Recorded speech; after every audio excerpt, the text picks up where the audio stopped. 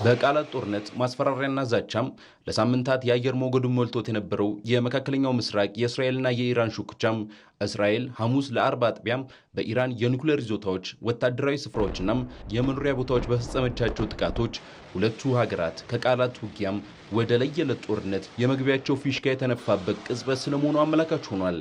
እስራኤል ጠላቶችን ታስታጥቃለች፣ ለህልውናዬም አደጋን ደቅናለች የምትላትን ኢራንን የኒኩሌር ባለቤት የመሆኗን ጉዞም ጀርመን ከ80 ዓመታት በፊት በአይሁዶች ላይ ከፈጸመው ጭፍጨፋ ለይቼ አላየውም ስትል ስትገልጽ ህልውናዬ አደጋ ላይ ነው እያለች መሆኑ ነው።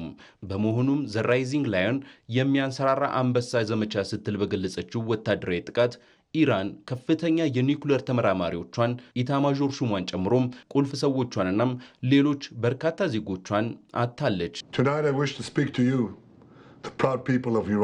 ዛሬ ምሽት ለኢራን ኩሩ ህዝቦች የማስተላልፈው መልእክት ታላቁን የመከላከያ ዘመቻ እያካሄድን ነው። የእስላማዊ መንግስታችሁ ሀገሬን ሊያጠፋ እያስፈራራን ነው። ግባችን ይህንን ስጋት ማስወገድ ነው። ይህንን ለማሳካት ጥቃት ከፍተናል። ይህም የሚቀጥል ይሆናል። ችግራችን ግን ከጋራ ጠላታችን እንጂ ከእናንተ ጋር አይደለም። በዚህ በሚጠበቅ ግን ኢራን በተሰናጋችበት የእስራኤል ጥቃት 150 የሚሆኑ ኢላማዎች ጥቃት እንደተፈጸመባቸው የተገለጸ ሲሆን የኢራኑ መንፈሳዊ መሪ አያቶላ አሊ ሆሚኒ የእስራኤል ጥቃት ምላሽ የሚሰጠው ነው ብለው ሲዝቱም ወዲያው ነበር።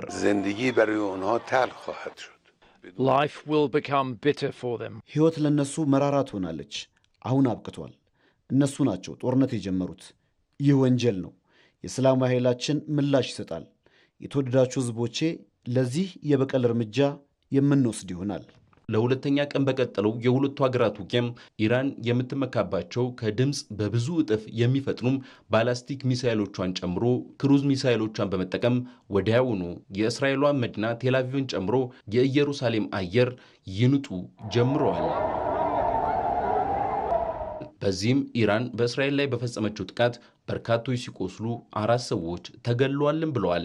እስራኤል በፈጸመችው ተከታታይ የአየር ጥቃት ደግሞ 80 የሚደርሱ ኢራናውያን ሲሞቱም 320 ሰዎች ቆስለዋል ሲል የኢራን መገናኛ ብዙሃን አስታውቋል። ተባብሶ በቀጠለው የሁለቱ ሀገራት ውጊያም ኢራን ወደ እስራኤል የምታስወነጭፋቸው ሚሳይሎቿን ካላቆመች የኢራኗ መዲና የሆነችው ቴህራን ትጋያለች ሲሉ የእስራኤል መከላከያ ሚኒስትር ሲገልጹ፣ የቴህራን ነዋሪዎች በቀጣይ የእሳት ዝናብ እንዳይወርድባቸውም በርካቶች ስጋታቸውን እየገለጹ ነው። በተጋጋለው የሁለቱ ሀገራት ውጊያ አሜሪካ እንደሚከሰት አውቅ ነበር ብትልም እስራኤል በፈጸመቻቸው ጥቃቶች ግን እጅ የለበትም ስትልም አስተባብላለች። ነገር ግን ለእስራኤል ወታደራዊ ድጋፍ በማድረግ ከጎኗ እንደቆመች ግን ከመግለጽ አልተቆጠበችም።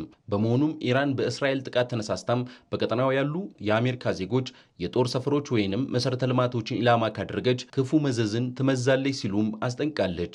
አሁን ላይ የሁለቱ ሀገራት ውጊያም ተጠናክሮ በቀጠለበት ወደ ለየለት ደም መፋሰስ እንዳይገባ ዓለም አቀፍ ተቋማትና መሪዎች የሰላም እጆች ይዘረጉ ዘንድ ጥሪያቸውን እያቀረቡ ቢሆንም በሁለቱ ወገኖች በኩል ያለው የጦር ፍጥጫ ግን ኢራን እስራኤልን ከመበቀል እስራኤል ደግሞ የኢራኑን መሪ እስከ መቀየር የሚደርስ ወታደራዊ ዘመቻም እያካሄደች ስለመሆኑ አመላካች መረጃዎች እየወጡ ነው።